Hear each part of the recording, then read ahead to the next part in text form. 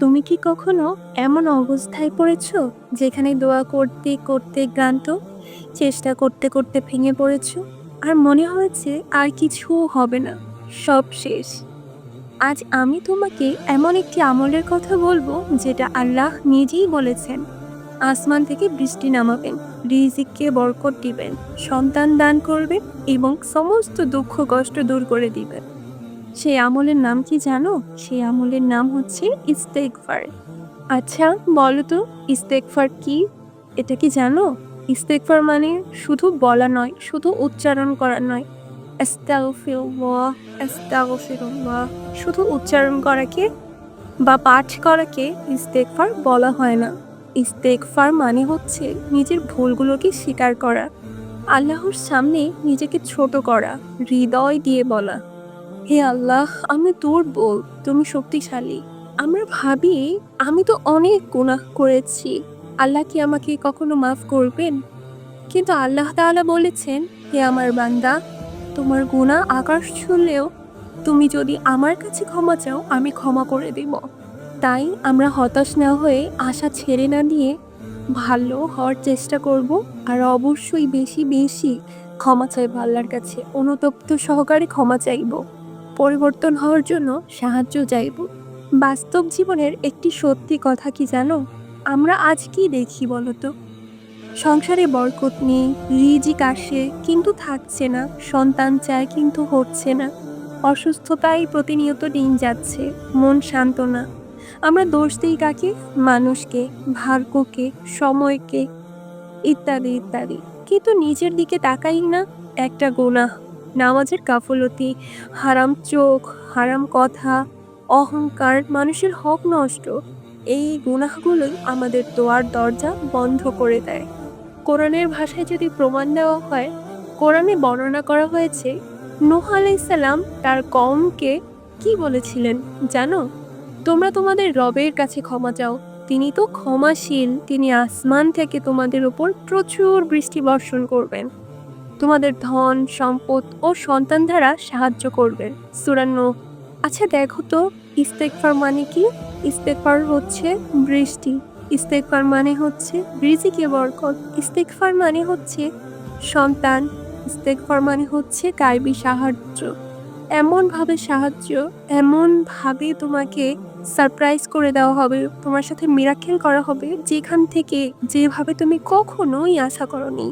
এটার নামই হচ্ছে ইস্তেগফার। হ্যাঁ, এটা গল্প না, এটা আল্লাহর প্রতিশ্রুতি। যদি তুমি প্রমাণ চাও, তাহলে আজ থেকেই শুরু করো ইস্তেগফার পাঠ করা। মানুষের জীবনে এমন কারো জীবন নেই যার কিছু লাগবেই না। যার অনেক আছে তারও কিছু না কিছু লাগবে, যার সব কিছু আছে তারপরও তার কিছু না কিছু লাগবে। তাই আজ থেকে ইস্তেগফার করো আর নিজেই প্রমাণটা দেখে নাও। আল্লাহর বরকত, আল্লাহর রহমত, আল্লাহর দয়া কতটা অসীম। একটি বাস্তব গল্প দিয়ে যদি উদাহরণ নেই, একজন লোক হাসান বসরি রাদিয়াল্লাহু আনহু তাআলার কাছে এসে বলল, আমার জমিতে ফসল হচ্ছে না। তিনি বললেন, ইস্তেগফার করো। আরেকজন বলল, আমার সন্তান হচ্ছে না। তিনি বললেন, ইস্তেগফার করো। আরেকজন বলল, আমি প্রচণ্ড গরিব, আমার দরিদ্রতা দূর হচ্ছে না। তিনি বললেন, বেশি বেশি করে ইস্তেগফার করো।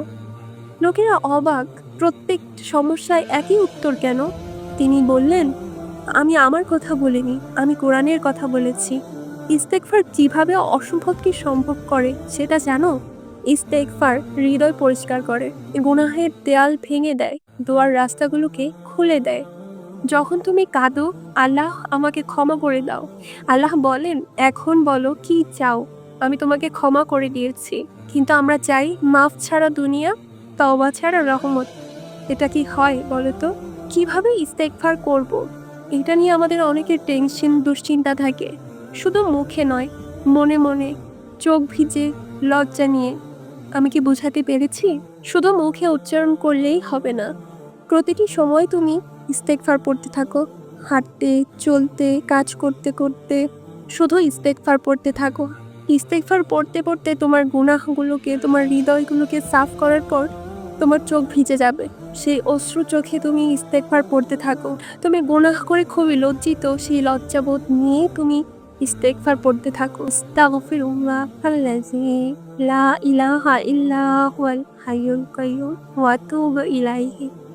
দিনে যদি ১০০ বার না পারো, অন্তত ১০ বার পড়ো, ২০ বার পড়ো, কিন্তু মন দিয়ে পড়ো। ফজরের পর পড়ো, ইশারের পর পড়ো, একলা ঘরে পড়ো। প্রতিটি সময় তুমি ইস্তেগফারের সাথে লেগে থাকার চেষ্টা করো। সবথেকে ছোট ইস্তেগফার পড়ো। প্রতিনিয়ত শুধু বলতে থাকো আস্তাগফিরুল্লাহ, আস্তাগফিরুল্লাহ, আস্তাগফিরুল্লাহ। তুমি যেটাকে বলছো অসম্ভব, আল্লাহ সেটাকেই বলেন কোন হয়ে যাও, সাথে সাথে হয়ে যাবে। তোমার কাজ লজ্জা নিয়ে ক্ষমা চাও, আশা নিয়ে বসে থাকো, হয়তো আজ না, কিন্তু আল্লাহ দেরি করেন, কিন্তু সঠিক সময় দেন এবং অস্বীকার করেন না। আজ থেকেই শুরু করো, হয়তো তোমার কান্নার মাঝেই লুকিয়ে আছে তোমার কবরের নূর, তোমার রিজিক, তোমার শান্তি, সুখ, তোমার রহমত, তোমার বরকতময় জীবন আর সেই অসম্ভবের সমাধান। তাই দেরি না করে আজকে থেকেই শুরু করো। ৫০, ১০০, ২০০, ১০০০, ২০০০ প্রতিটি দিন একটু একটু করে সংখ্যাটাকে বাড়ানোর চেষ্টা করো। ইনশাআল্লাহ তোমার সাথে মিরাক্কেল ঘটনা শোনার জন্য আমরা অধীর আগ্রহী হয়ে আছি। অবশ্যই আমাদের সাথে শেয়ার করবে এবং আজকের ভিডিওটি যদি তোমাদের ভালো লাগে, তোমাদের জন্য উপকৃত হয়ে থাকে, তাহলে অবশ্যই একটি সাবস্ক্রাইব, একটি লাইক, একটি কমেন্ট, একটি শেয়ার করে আমাদের পাশে থাকবে। আজকের মতো এখানেই বিদায় নিচ্ছি। আসসালামু আলাইকুম ওয়া রাহমাতুল্লাহি ওয়া বারাকাতুহু।